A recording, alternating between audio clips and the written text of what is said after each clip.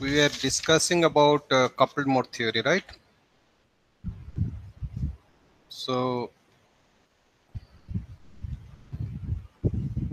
one thing is clear that coupled mode without coupled mode theory will not be able to really visualize or understand the working principle properly.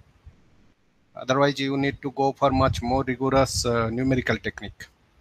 So coupled mode theory somewhat give us first cut understanding of integrated photonic devices. And for that, I said that the orthogonality condition is one of the important parameter. Okay, so what is happening?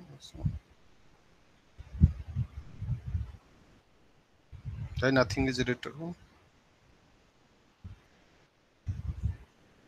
Hmm?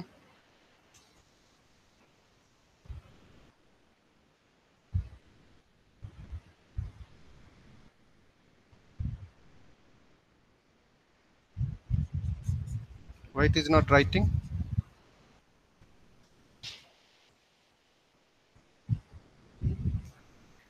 Hmm? It's not working. Something broken or what? Can you call that guy, Ganeshan?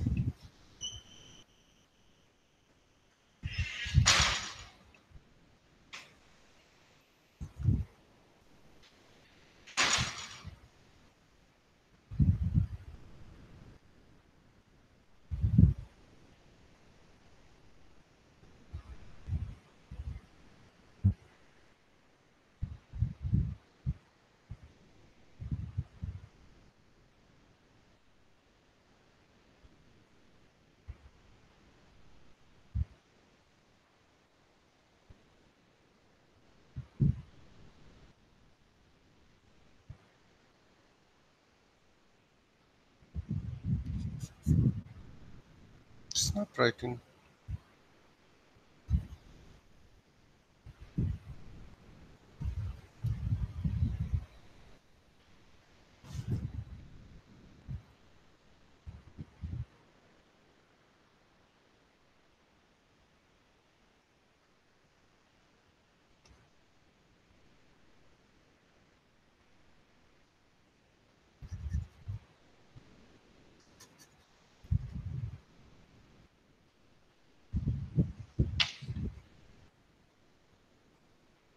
Hmm.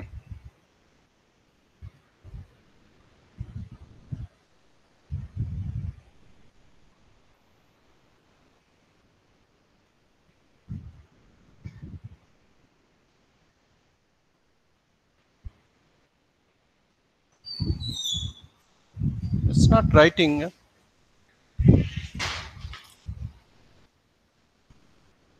Hmm.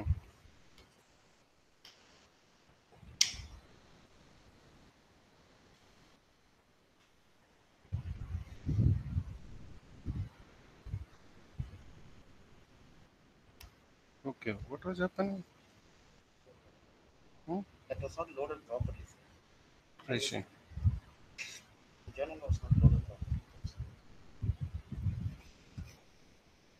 Why? It's not.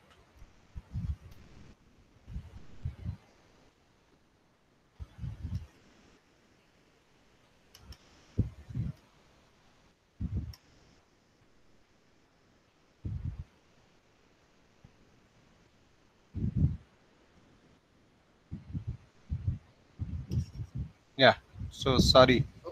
Yeah. Thank you very much. So orthogonality condition. If we just start writing, uh, so double integration we write that em xy and uh, en xy dx dy star, right? That should be equal to 2 omega mu by beta m beta n square root delta Mn. So this delta Mn, actually it should be in 1 watt.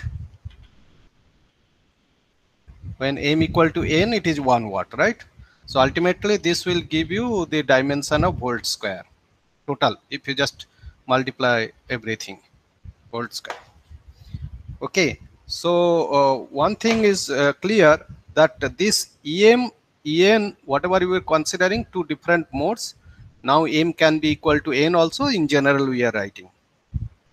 And we have also considered they are like a scalar distribution, but normally electric fields are vector, right? We consider that this is the dominant transverse electric field components.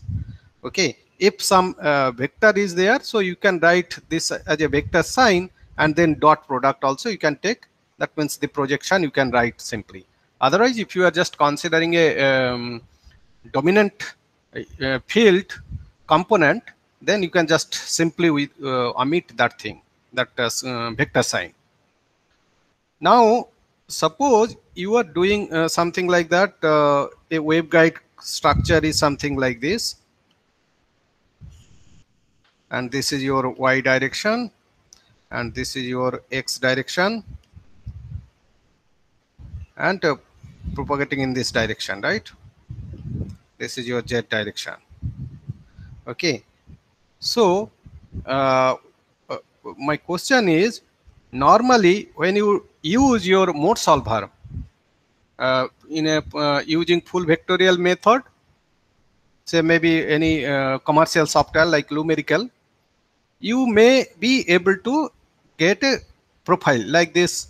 If you just fundamental mode, you will be getting something XY profile, something like this. If it is a TE propagating mode, then dominant component would be Y component. Okay. Otherwise, you can get a distribution also for the first higher order mode. If it is there, E1X you will be getting. And again, if it is TE mode, you will be getting the Y direction, Y component will be dominating, and so on. E2, XY you will be getting. And that can be TE mode and TM mode. TE or TM mode. In case of TE mode, dominant component will be along Y direction, and in case of TM mode, dominant component will be along X direction. That is the difference. So in case of TM, dominant electric field component will be along X direction, and in case of TE, dominant electric field along Y direction. That is the difference we can we should think about. And of course, you have this phase factor omega t minus beta 0 z, and this one will be e to the power j omega t minus beta 1 z. This will be e to the power j omega t minus beta 2 z. So you must remember that this EM and EN, these two modes, they can be also orthogonal polarization also. In case of orthogonal polarization, one may be TE mode, another may be TM mode. In that case, if you take dot product, that will be 0. Anyway, that will be 0. If there are one coming from TE mode, another coming from TM mode, then automatically it is 0, as usual you supposed to get for the orthogonality condition. And why I'm saying that these two are becoming from coming from two different modes, when we say coupled mode theory, you can think of coupling between the modes, guided modes within one waveguide also. Suppose one is TA mode, another is TM mode guiding. As long as you don't disturb the waveguide cross section, they will be guiding independently, they will not share energy. But if you can engineer some kind of modification you do, there is a chance that this orthogonality condition may break. This may break. Coupled mode theory, I am just considering this orthogonality condition will break if you disturb or if you modify the design structure somewhere, because of, or that can be externally, that can be passive structure you modify somewhere, then this orthogonality condition will be broken.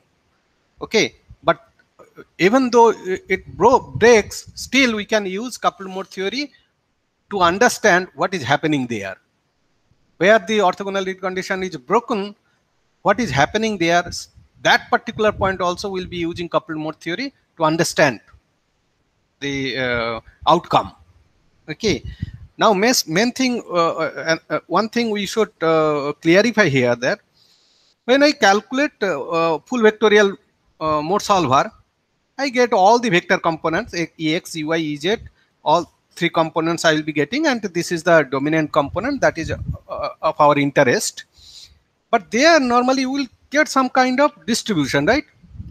Some particular, some X coordinate you will be getting, Y coordinate getting, you will be getting some value of electric field, right? So just 0, 0, you will be getting one value. Say 0, 1, some value. So different coordinate system, you will get a matrix formation you will be getting, right?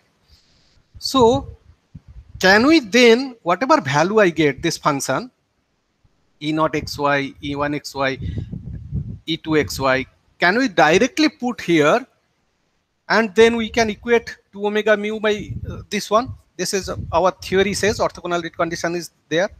When I am solving mode solver, I will be getting a profile electric field. Can we use that directly in this equation? My question is, can we directly use this equation here and say that this must be equal to 2 omega mu by square root of beta m beta n? Anyone can help me? I have a simple question. You have mode solver. For example, you will be now simulating the mode field profile using commercial software numerically. That's a full vectorial solver I discussed earlier, right? You will be getting this solution. So in principle, they should satisfy this equation, right? Yes or no? Jaswant, tell me. Yes, sir.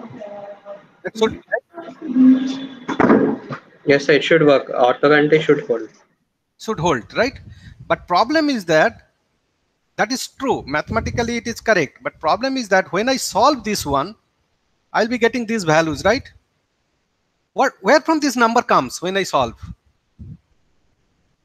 This equation, if you see, I have written considering that each of these mode carrying 1 watt power.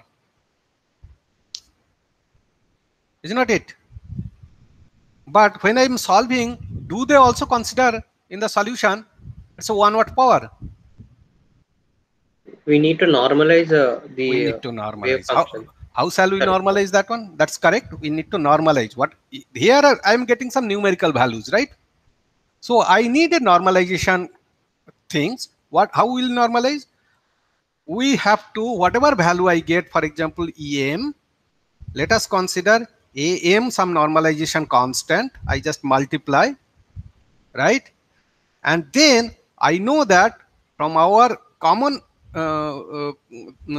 understanding, common analysis, I know that AM square integration of EM xy square dx dy, that should be equal to how much?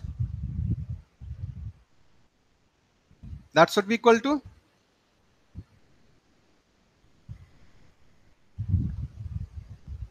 I'm just considering a normalization constant AM. Now if I do this one, so how much I should get? Right hand side?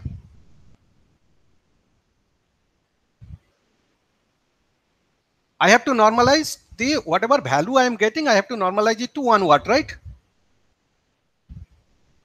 So what would be here value? 1 watt.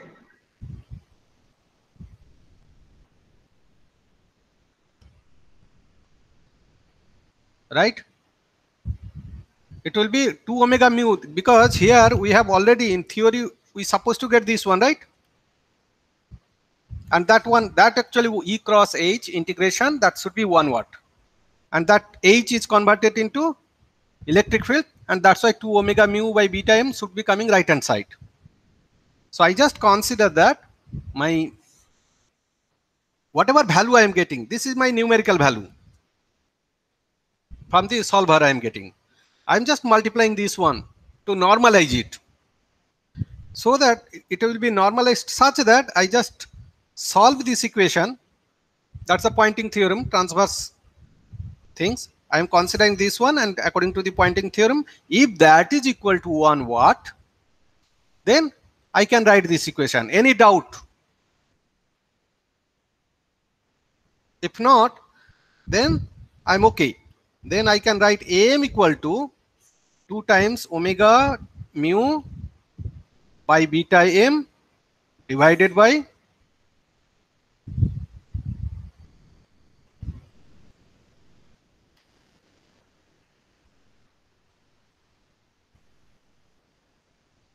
dx dy square root, right? That is the AM value. So I can write whatever value I am getting, I have to multiply this one. Then according to the orthogonality condition, I can write this multiplied by this one equal to 2 omega mu by beta m.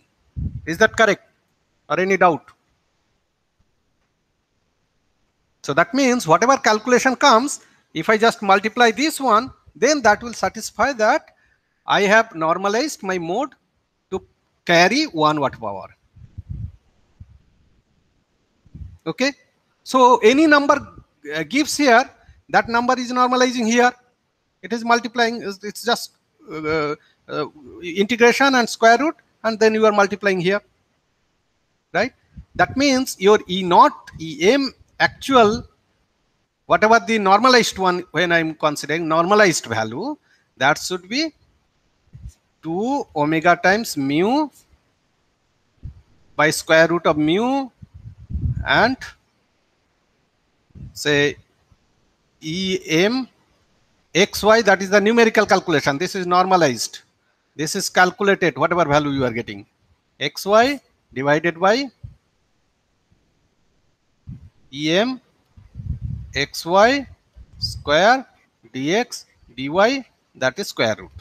That will be your normalized value.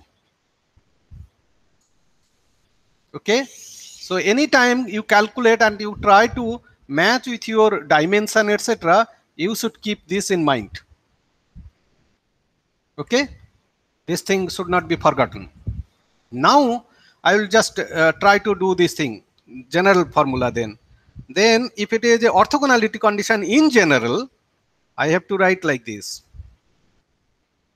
EM xy and then EN xy star dx dy, right? That should be written as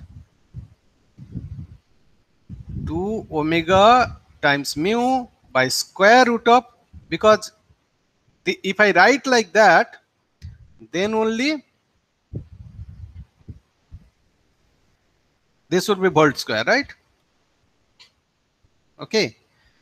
This would be your actual normalization condition I would be using. Here I am just considering this value when I am writing, they must be normalized. If only after normalization, you supposed to get this one. The normalization, whatever I have written like that, that formula you have to use. And in this formula, individually, they are actually, that means you have AM, whatever calculated value, numerical or calculated, I write cal, XY and AN,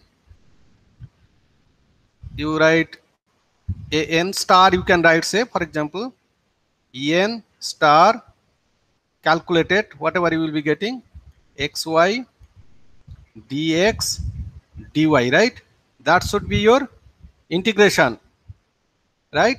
And this integration AM AN star, if they are real value, then you can just simply write AM. This one you can write how much? AM I can write, say, square root of EM calculated XY and EN star calculated XY dx dy, right? And then what you are getting, normalization EM calculated xy square dx dy, right? And also another one, en xy square dx dy. This is half, and then you have to multiply 2 omega mu square root of beta m beta n. Okay, because each of them will be giving square root of 2 omega by beta m. Then this is actually normalized. If you multiply that one, this must be equal to your coming as a 2 omega mu by square root of beta m beta n into 1 watt. Okay, so whenever you are handling your numerical values, you should keep this always in mind. Okay, now I enter into the actual development of the coupled mode theory with this idea in mind. Okay, so first of all, let us try to find out the EY component we have written, EY component equation for EY component from the vector wave equation. So just try to recollect that we have del, because why I am considering EY? Because this is your y axis, this is your x axis, this is your waveguide, right? Waveguide is this one. So when I'm considering UI component, that means dominant component for the TE mode. So for that, we have the equation. If you recollect, when we developed our waveguide theory, this would be xy plus del 2 EY xy del y2 plus we have this one omega square by c square epsilon r xy, okay, and then minus beta square ey xy plus 2 times del del y ex del ln nxy by del x plus ey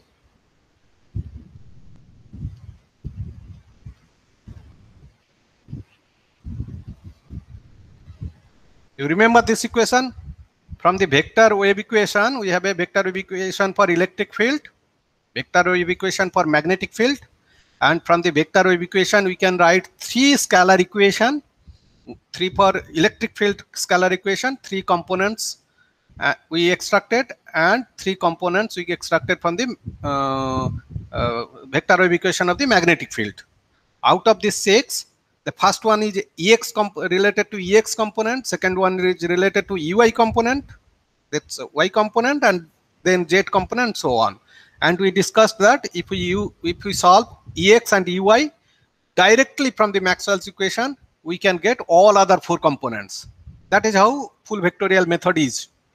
We can solve. Now, question is, I want to solve this if there is some kind of perturbation. This one actually meant for your, what is this epsilon r xy? This is the refractive index profile of this your waveguide cross section. Yeah, and beta square is your whatever propagation constant solution you are getting. So one for developing coupled mode theory, we will do that one particular approximation. We are saying that EY component is the dominant component, and EX component is very small. Okay, so one thing is that, and another thing we'll be doing that this is the refractive index profile, right? And you are taking ln of that one, and you are taking derivative of this one. Okay, del del x, and similarly here also this one. in this case, because Ex is small, that's why we can just ignore this one completely. This one approximately equal to 0. And this one also we are considering that the variation after taking refractive index log and then again variation, that will be also approximately equal to 0. This is actually one approximation. It is a wild approximation, I would say, just to get rid of these complicated terms, this coupled things. And then we try to see what is the result. Okay, then we can guess. So this is one thing you should keep in mind, that we did this approximation. We have considered UI component dominant, and this cross coupling, that Ex UI components involved, that particular term we are also ignoring. Okay, and then this will be 0. Then another one thing, I will be just dropping Y, because it is a only components, a dominant component. Let us try to say that, okay, this is basically dominant component. We don't need to assign all the time Y, just to carry forward, right? So I can write like this.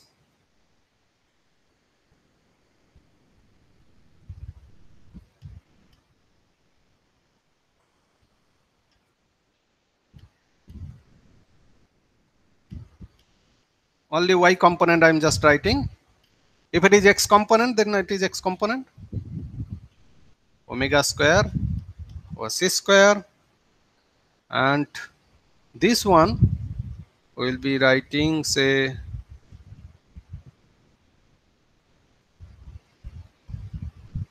yeah,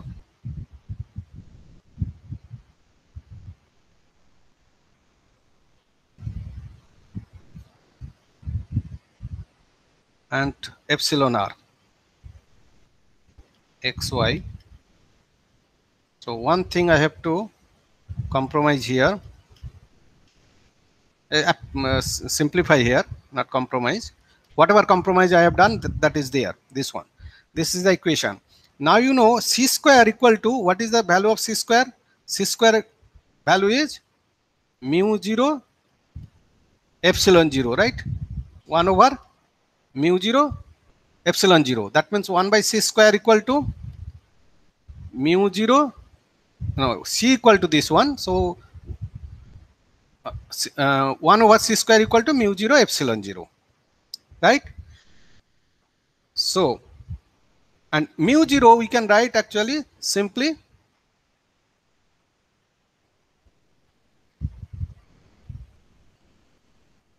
mu, right?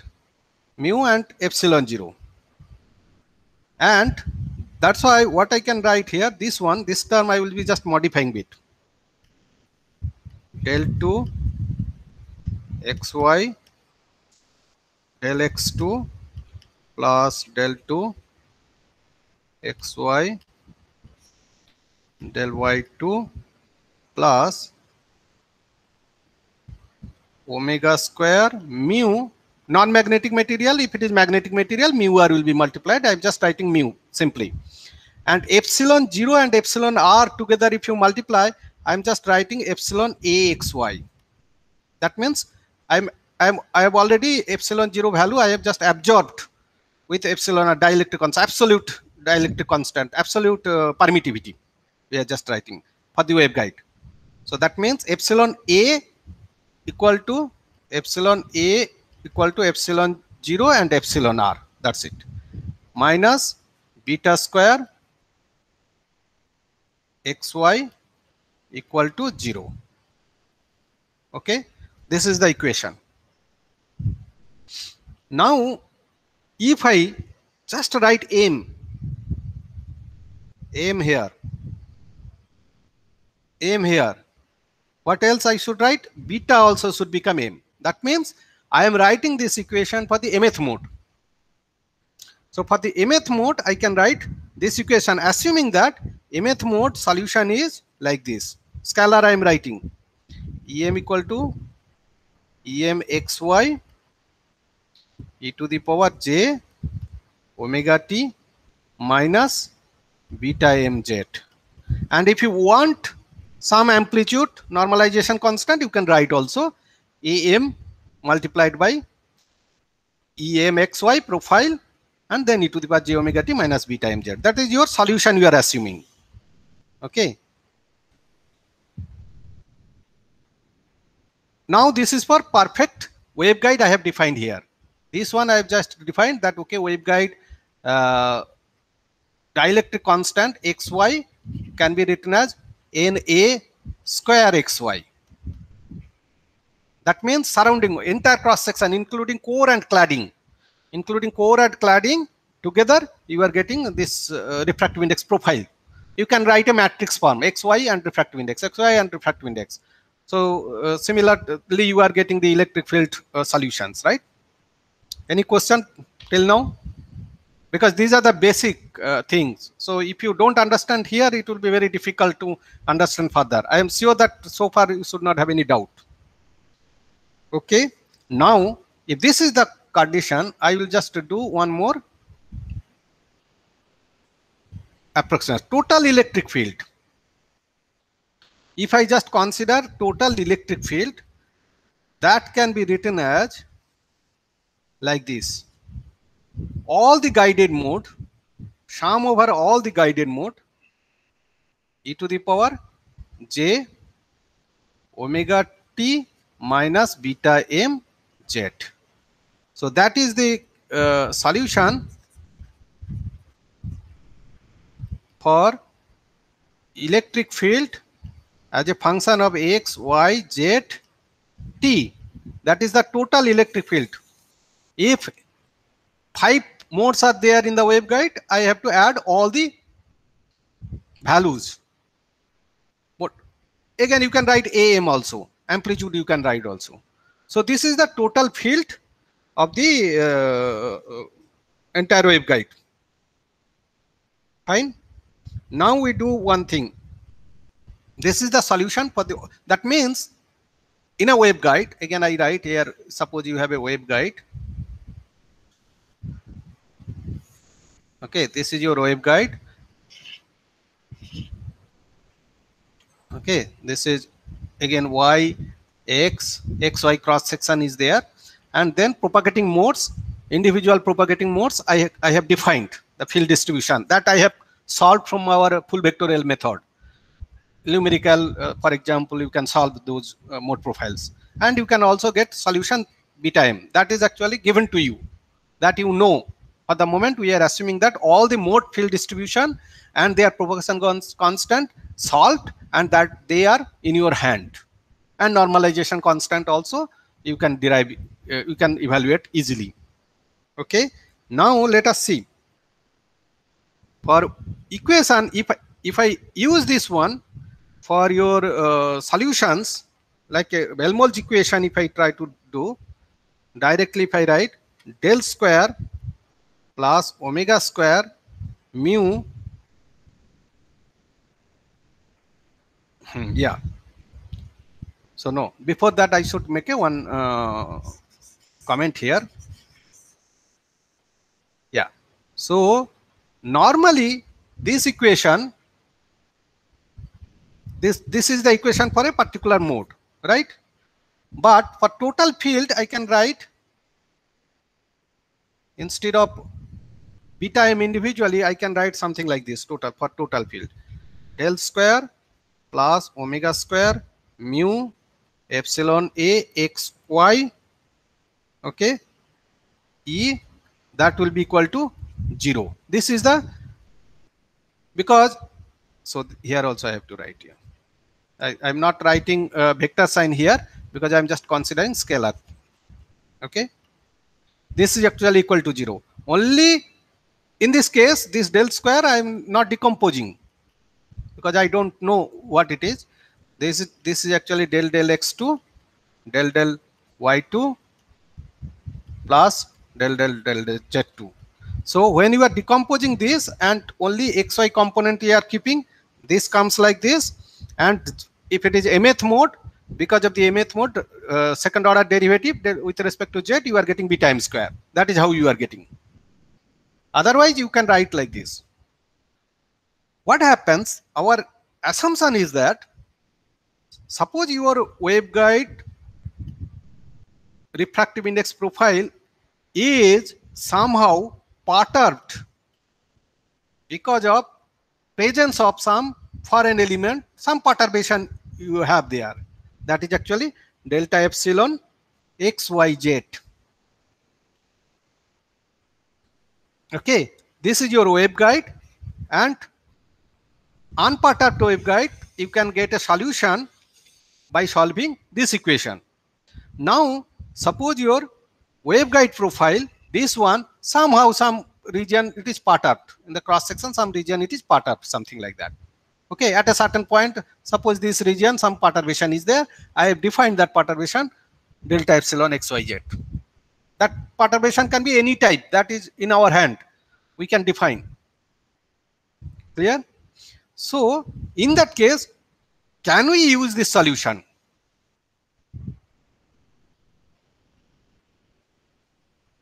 You see, I can say that this is the solution for this equation. I can solve this one, individual mode I am getting, EMXY, normalization constant AM, and their propagation constant, I will be getting solution. But when small perturbation is there, I am sure that this is going to be somehow no more valid, because this perturbation, I know that this EM, all the modes are orthogonal. But whenever you are just giving a perturbation, that orthogonality condition must be broken. Orthogonality condition broken up to some extent. Okay, so in that case, I may not be able to write total field in this form. What is the reason? Because once it is orthogonality condition broken, that means that particular orthogonality condition I have mentioned here, that this one is no more valid. Somehow it will be disturbed. This orthogonality condition, what it says, that power cannot be shared between guided modes. Individual mode, they will be, when it is launched, suppose you have a 5 different modes one waveguide can support, and at the beginning, if you are launching, say, every mode 1 watt, as they propagate, individually they will carry 1 watt. They will not be shared among the modes. That means sometimes maybe they will be giving, say, a few milliwatts to the second mode and then again coming back. That type of interaction will not take place. They are orthogonal. They will be independent. They will be independently carrying 1 watt. But when there is a perturbation, in a common sense, you can think of that, suppose you have a perturbation here. What happens? Individual guided modes, when it is propagating at this point, after reaching here, it sees some kind of catastrophe there, some kind of disturbance. So each of them, individual mode, they will see it as a scattering point. So certain mode it goes here, okay, and it will see it is a scattering point, then whatever all possible other solutions it will look for at that particular point. After guiding this point, before that it was okay. According to the solution, whatever the waveguide cross section, it was fine. But after reaching there, it sees some kind of different situation. That means at that particular point, it see what is the alternative position or alternative solutions are available. So accordingly, the power carried by that mode, that will actually distribute among all other modes. How much it will be distributed? It will be, we can approximately calculate using coupled mode theory. So what happens? That means if there are 10 modes propagating, it can happen that every mode is disturbed and they will be sharing a bit of power to all other modes. So there will be some kind of power exchange can take place. And as long as this perturbation will be continued, so that can be periodic perturbation, that can be some kind of aperiodic or whatever, as long as it's continue, so this disturbance will continue. And you have to somehow find out what is the outcome. And if that perturbation is a controlled perturbation, well-defined perturbation, you can handle that. That particular perturbation you can introduce and you can get a particular outcome also. You can design particular outcome. So that is all about we can get from the coupled mode theory. So once I say this waveguide is actually modified with this perturbation, then I can say that this total electric field can be written as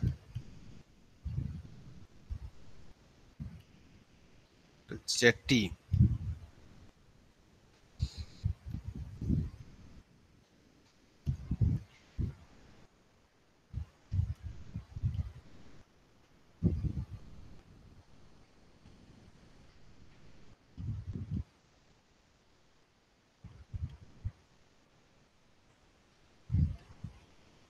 You understand what I did? This amplitude, whatever normalization constant AM I have used, I assume that every mode, because energy transfer can take place, there is a chance we consider that, okay, as it propagates individual modes, its amplitude will be varying. And some kind of perturbation that causing this one. Otherwise, I don't have any Z dependence here. At this point, no Z dependence is here. Only Z dependence is because it is a eigenmode, so it is a phase change will happen along the Z propagation direction, whatever the things are there. Since this perturbation there, we can approximately consider, okay, there is some kind of amplitude modulation is there. As long as this one is a small, we can consider this one also small. Slowly varying perturbation can happen. So our consideration so far in this technique will be considering very small perturbation, weak perturbation. So this delta epsilon is very, very small. Okay. So in that case, this AM jet also we can consider it is also slowly varying. So far it is okay. So in this way we can write, we just introduce this one here in this equation, and then let us see what happens.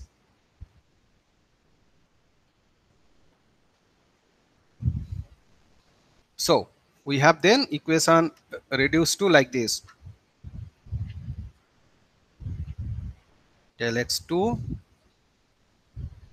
del 2 del y2 plus del 2 del z2 plus omega square mu.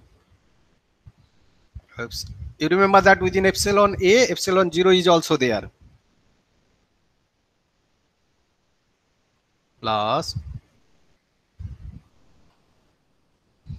this perturbation need not be xy dependent, only z dependence can be there, or xy, anything. That's why in general I'm writing. Okay, and that should be your E x y z.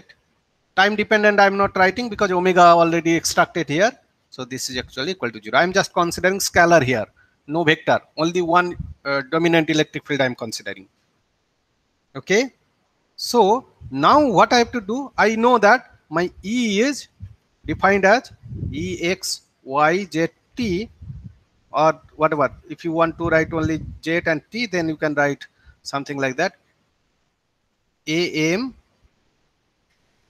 whatever I have written in the previous slide, e to the power, sorry,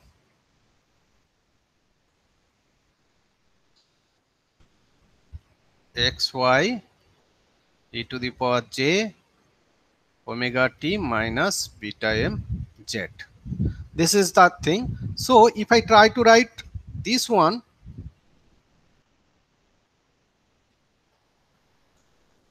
what I will be writing? Del 2 e del x2. Can I write like this? amz del 2 em xy by del x2 times e to the power j omega t minus beta m z. This is del 2, this one, and then we are writing del 2 e by del y2. Again, this is your e, so that will be actually, I can write amz del 2 em xy del y2 times e to the power j omega t minus beta m z. And then what about this one? This one, because E is, you have two z dependent function, this one as well as this one. Okay, so first let us try to find out del E del z, because we have to do partial derivative, right? Del E del z, first if I try to write, what I can write? M, fine, I can write dam dz, because only this is a z dependency, so I am not writing partial derivative. Em xy, right, times e to the power j omega t minus beta mz plus m amz. So this is also z dependent, right? And then I'll be writing, sorry,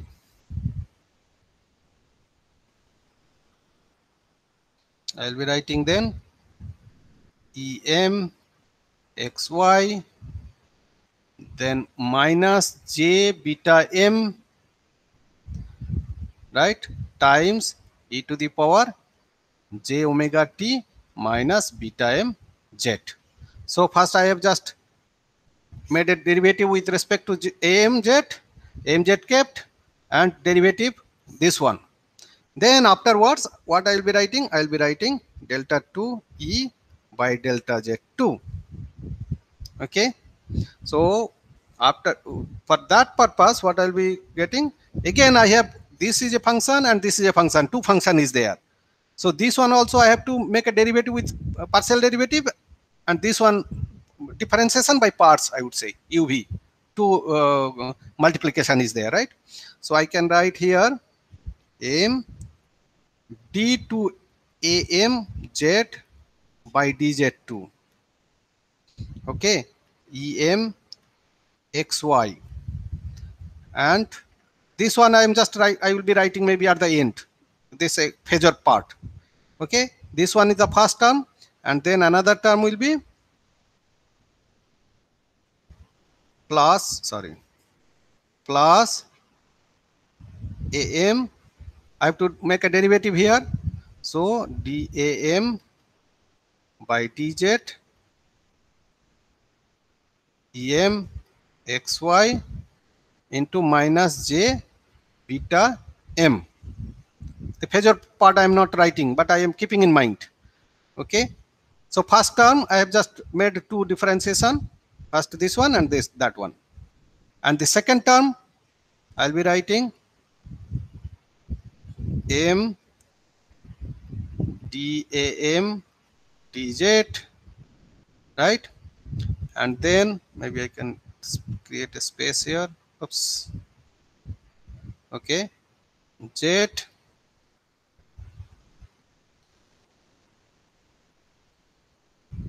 okay, this is the thing, and then you have your em xy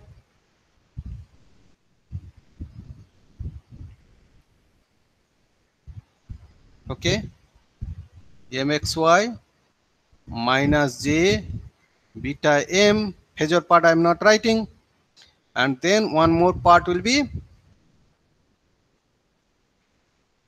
amz mz emxy, right? And then this one again, if you do minus minus plus minus beta m square, beta m square, this one I will be getting, right? And this phasor part I am just overall, this thing should be multiplied by e to the power j omega t minus beta m z. So this is my main equation. Let us consider this is your one equation, right? This is equation 2, this is equation 3, and this is your equation 4. So in equation 1 you have del 2 del x2, I have this one from equation 2. Del 2 del y2 times this one, I have this one. And del 2 del z2, I have this one. I want to just insert all this value. I want to insert in equation 1. Okay, this is a little bit lengthy, but very simple. If I insert that, then what I get? I have 5 minutes time. Okay, so then what I'll be getting? Just check. M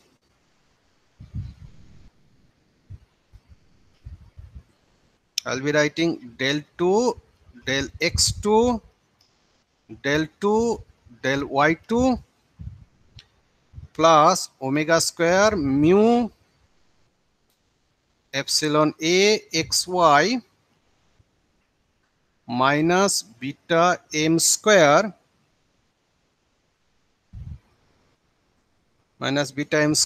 a m z e m xy, and I can write e to the power j omega t minus beta mz. This is one term I'll be getting, and then plus omega square mu delta epsilon xy, sorry, delta xyz, that's the perturbation term, and then amplitude term emxy e to the power j omega t minus beta mz. Remember that I have summation over m for all terms, and then one more term I will be getting j 2 beta m dam z by dz em xy e to the power j omega t minus beta mz, and summation over this one, this is actually equal to 0. So we are done almost. So up to here you should keep in mind what we have done. We have just considered that there is a perturbation, and because of the perturbation, amplitude is no more propagation independent. As it propagates, the amplitude for the individual modes can be modulated.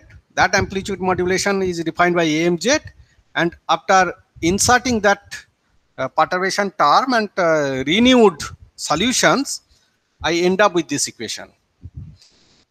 Okay, so but one thing is clear, that amplitude is varying. I did one approximation that the profile here, when I define this one, this field modal distribution, field profile distribution, I kept intact. Because of the perturbation, amplitude is changing, but the modal distribution I solved using your full vectorial method, that I am just considering that it is not disturbed. It is nearly same we have considered. That is one huge approximation that may not be true for all the applications. You should keep in mind. But in this type of perturbation, if the perturbation is very weak, not so strong, probably this approximation holds. Assuming that, we'll proceed and try to design and try to fabricate also device and try to see what is the outcome. Okay, so that is the approximation we should keep in mind. But at the same time, we know that if that is the case, what it says, so this one, this thing is 0, right? This thing is 0. Let us consider this is a equation number x. If you just compare this equation number x and the first part of this one, whatever I have written within the curly bracket, AMZ is there, but AMZ I can write here. This AMZ I can write here. Okay, then what is happening? This one and this one up to here. If I just consider this one, what is the value? This is the expression of left hand side of the equation x. So left hand side of equation x, that is equal to 0. So that means this part equal to, I can put directly equal to 0. So once I put that, my equation is now reduced to this one, minus j 2 beta m dam by dz z, right, em xy, right, em xy summation over m equal to minus omega square mu delta epsilon xyz amz em xy, sorry, xy. Yeah, of course you have multiplication here, j omega t minus beta mz. Here also you multiply both sides. I am keeping it for some purpose. You will see later. J omega t minus beta mz. Okay. One thing you can write this one, e to the power j omega t. You can write instead of that e to the power minus j beta m z, and you can write e to the power minus j omega t na minus j beta.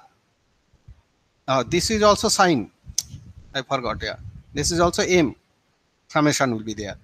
So this will be beta mz. You see, this is left hand side and this is right hand side. Left hand side I am writing m. I can independently, because this is m equal to, say, you have to run from mode number 1, mode number 2, mode number 3, and so on.